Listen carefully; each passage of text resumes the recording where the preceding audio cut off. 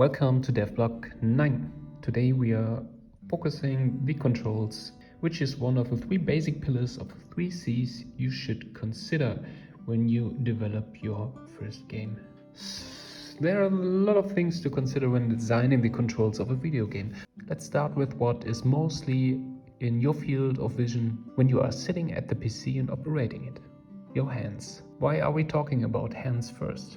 Well, most games use a keyboard and a mouse or a controller. The hand has some limitations in terms of mobility. Not every finger is equally mobile. So let's take a look at the hand with its capabilities and limitations. As you can see here, I divided the hand, or better said, the fingers, into 3 groups. Why is the hand divided into 3 groups? If you use your hands in everyday life, you will notice that the fingers have very different tasks. The index finger and the thumb have the most to do.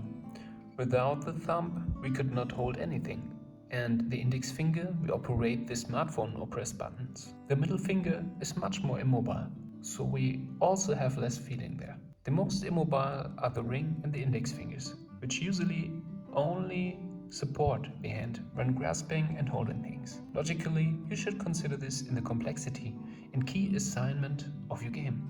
Working with these zones in mind, it will automatically result in key assignments on a controller or keyboard in terms of positioning and maximum keys amount to be loaded. Let's have a look at it in the next pictures and which key combinations should be preferred. Let's first start with the controller. Now you see the assigned zones to the buttons. If you look at this table, you can see there are some keys that automatically assign to each button. So if you think of movement, then you will probably use the analog sticks. For most of the primary abilities like jumping or interacting, you would maybe use the X or A button. And the shoulder buttons like L1, R1, you would use maybe for shooting or defending of a character. Secondary then is the direction pad in yellow and also the Y and the B button. Well, and also secondary would be the button L2 and R2, which is for the middle finger. Let's now look at the keyboard and the mouse. We will assume that you use the left hand for the keyboard and the right hand for the mouse. The main keys will be around WASD, Q, E, R, F, spacebar and shift, and for the right hand moving the mouse around the mouse wheel, the left key and the right key. Secondary, there will be like 1, 2, 3, 4, 5 button, T, G, Z, X, C, Y. And there are many more support buttons like in the controller, like the function buttons, the right side, the whole right side of the keyboard, or any action that requires the hand to move from its place.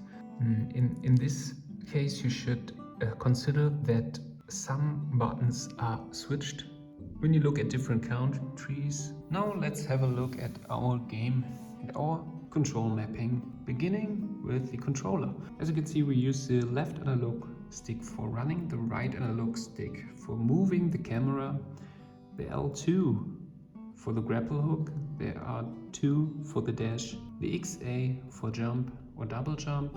And if you transport it into the abilities, into the zones or groups, so running and jumping, what you do the most, and also maybe adjusting the camera is the primary group 1, and the grapple hook, which you use less often, is secondary. I should consider to move the dash to the R1 key because it's also very often used. If you transfer this whole thing to the keyboard, you will run with the WASD, jump with the spacebar, and the camera by moving mouse, dashing with E, grapple hook with F. If you compare it to the group keyword mapping, you will see everything is in the first group. So it's really good to control.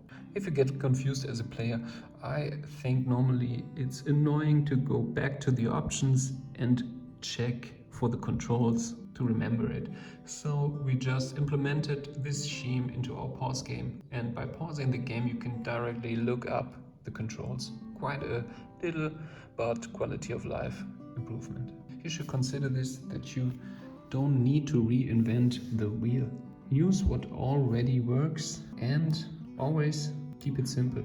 There are others who try to go this path, and why not following a more easy path than making your own? And there's one more thing we should talk about when we talk about controls. It's not directly, it's a like neighbor topic, which is the character juiciness.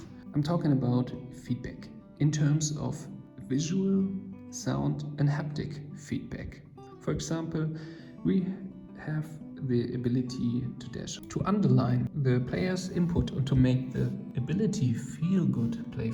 You underline it with the animation that shows that the character is in dash. You can even spice it up to add a little VFX effect, which gives the impression of fast rushing through the air. You should also consider sound, which in our game sounds like this. And especially for controller controls, you can build in a haptic feedback. So what about a short controller vibration while dashing? Now that we ticked off the 3 C's of game development, we can go on. Next time we will see a little speedrun of one of our playtesters, and then we'll try to beat his time. Hope you liked this video, and if so, hit the like button. Thank you and bye bye.